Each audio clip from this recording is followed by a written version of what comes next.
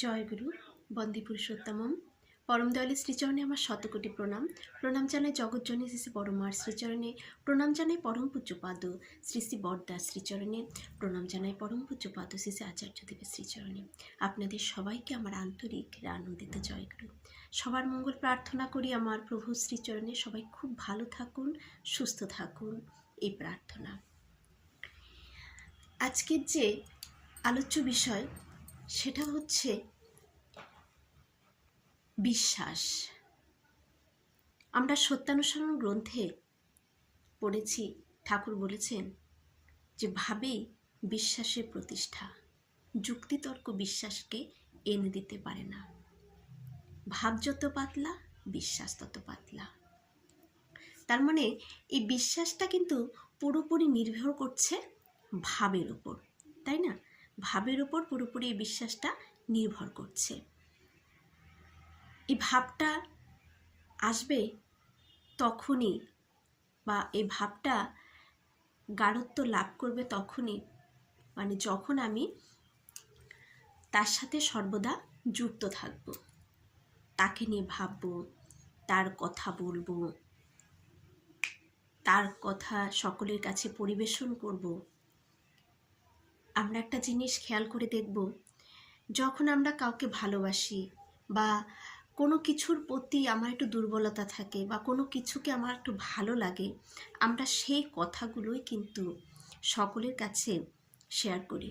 বা কোনো কিছু প্রতি আমার একটা ভাবটা এতই হয় যে কোনো জায়গায় গেলে মানে কতক্ষণে আমি সেই কথাটা বলবো। এটা পুরোটা হয় কিন্তু ভাবের দরুন। আর আমাদের এই ভাবটা যত সৎ হবে, যত ভালো হবে, ততই কিন্তু আমার কর্ম ভালো হবে, আমার চলন ভালো হবে, আমার আচরণ ভালো হবে। কারণ পুরোটা কিন্তু আমাদের এই যে ব্রেনের যে মেন্টালি ভাবটা, সেটার উপর কিন্তু জড়িত রয়েছে, জড়িয়ে রয়েছে। তা তো এই ভাবটা তখনই আমাদের খুব মানে ভাবের গভীরতাটা হবে যখন তাকে নিয়ে চলব। তো যাই হোক, এই যে বিশ্বাস, নাম করলে নাকি সব কিছু থেকে আমরা উদ্ধার পাই, নাম করলে নাকি আমাদের রোগ কমে যায়, নাম করলে নাকি আমাদের ভেতরে সাহস জন্মায়, মনটা শক্তিশালী হয়ে ওঠে। এটা কি আদৌ সত্যি? এটা আদৌ সত্যি।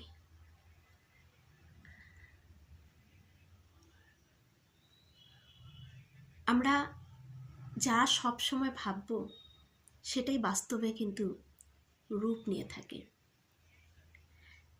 ঠাকুর আমাদের নারী নীতিতে বলেছেন ভাব, ভাষা, কর্ম। তার মানে আমার ভাবের উপরই আমার ব্যবহার, আমার ভাবের উপরই আমার কর্ম, আমার কর্মের উপরেই কিন্তু আমার সাকসেস জীবনে। সেটা একটা ছাত্রর ক্ষেত্রেও হতে পারে। একটা ছাত্র যদি সবসময় ভাবে আমার দ্বারা হবে না, আমি ফেল করব, এই ভাবনাটা ভাবতে ভাবতে ওই ভাবনা সেই ব্রেন থেকে তার সারা শরীরে এভাবে ছড়িয়ে পড়বে। এটা একটা সায়েন্টিফিক কারণ যে তখন সেই নেগেটিভ দিকেই তাকে টানবে, তার পড়াশোনায় মন বসবে না, আর সেটা সম্পূর্ণ হবেই। এটা নিয়ে আমি একটা ঘটনা বলবো, রিসেন্টলি ঘটে গেছে, যে কিভাবে আমাদের ভাবনাটা সঠিক হয়ে যায় জীবনে।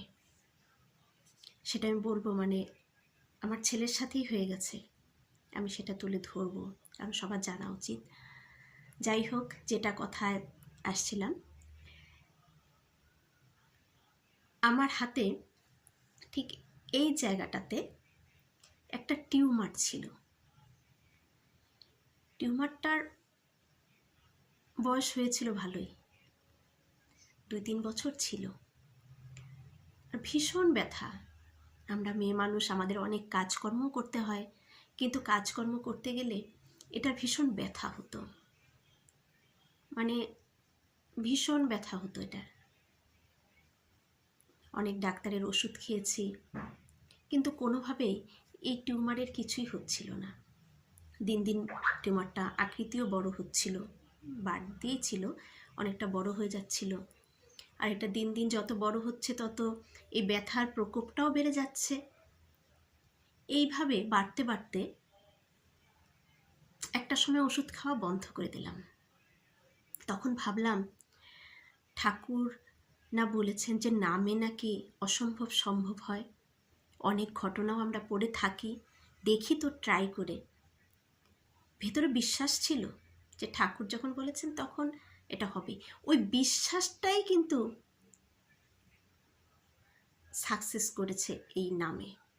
অবিশ্বাস করলে হয়তো নাও হতে পারত। বিশ্বাস, এই পজিটিভ ভাবনাটা ছিল বলেই কিন্তু এটা হয়েছে। আমি কি করতাম, ডেলি এই হাতের এই জায়গাটাতে এইভাবে ওই টিউমারটার ওপরে আমি এইভাবে হাত দিয়ে ঘোরাতাম আর নাম করে যেতাম। করতে করতে, মানে আমি অনেক জায়গায় পড়েছি যে নাম করতে করতে জায়গাটাকে নাকি গরম করে দিতে হয়। তো আমি না তাই করতাম, ওই টিউমারটার ওপরে খুব নাম করতাম, আর নাম করতে করতে আমি সেই জায়গাটাকে গরম করে ফেলতাম। এইভাবে করে যাচ্ছি রীতিমতন, মানে ডেলি যখনই মন চাইছে, মনে পড়ছে, তখনই আমি এটা করে যাচ্ছি।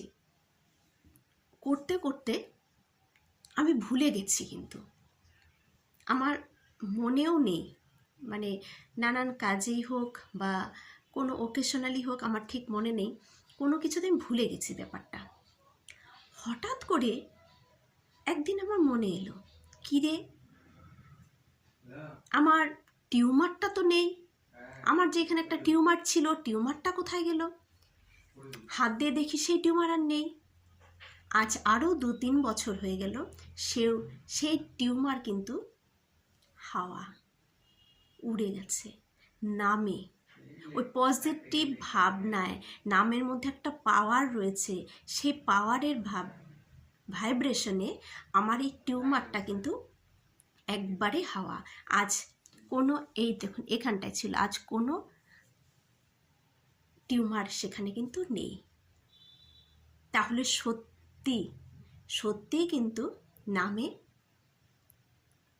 অসম্ভব সম্ভব হয়। অনেক কিছু শুধু বিশ্বাস নিয়ে আমাদের করতে হবে।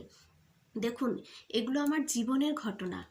আমি অতি সাধারণ ঘরের, কিন্তু অতি সাধারণ ঘরের। অনেক দুঃখ কষ্ট নিয়েও আমার জীবন, অনেক দুঃখ কষ্ট। আমার জীবনের মানে কাহিনী বা দুঃখ যদি জানেন, তাহলে আপনারা ভাববেন যে কিভাবে আমি চলছি। এখন আমি ঠাকুরের দয়ায় ভালো আছি, কিন্তু অনেক যুদ্ধ করে আছে এই জায়গায়। প্রতিটা পদক্ষেপে তিনি যেভাবে পাশে রয়েছেন, তা কিন্তু সত্যি অবিশ্বাস্য। তাই বিশ্বাস করুন, খুব নাম করুন, বিশ্বাস রেখে নাম করুন, ভালোবেসে নাম করুন, ফল কিন্তু হবেই। তিনি কখনোই আমাদের মনে কষ্ট দিয়ে থাকেন না। তিনি পরমপিতা, তার সন্তান আমরা। আর সন্তানকে আমরা কেউ কিন্তু কষ্ট দিতে পারি না। নিজে না খেয়েও সন্তানকে খাওয়াই আমরা। তো যাই হোক, সবাই এরকম বিশ্বাসের ঘটনা আমার জীবনে অনেক রয়েছে, আরও আমি একটু একটু করে বলবো। আপনাদের সবার মঙ্গল প্রার্থনা করি। আপনারা সবাই ভালো থাকুন, সুস্থ থাকুন, ইষ্টচ্ছল জীবনযাপন করুন। জয় গুরু, বন্দে পুরুষোত্তমম।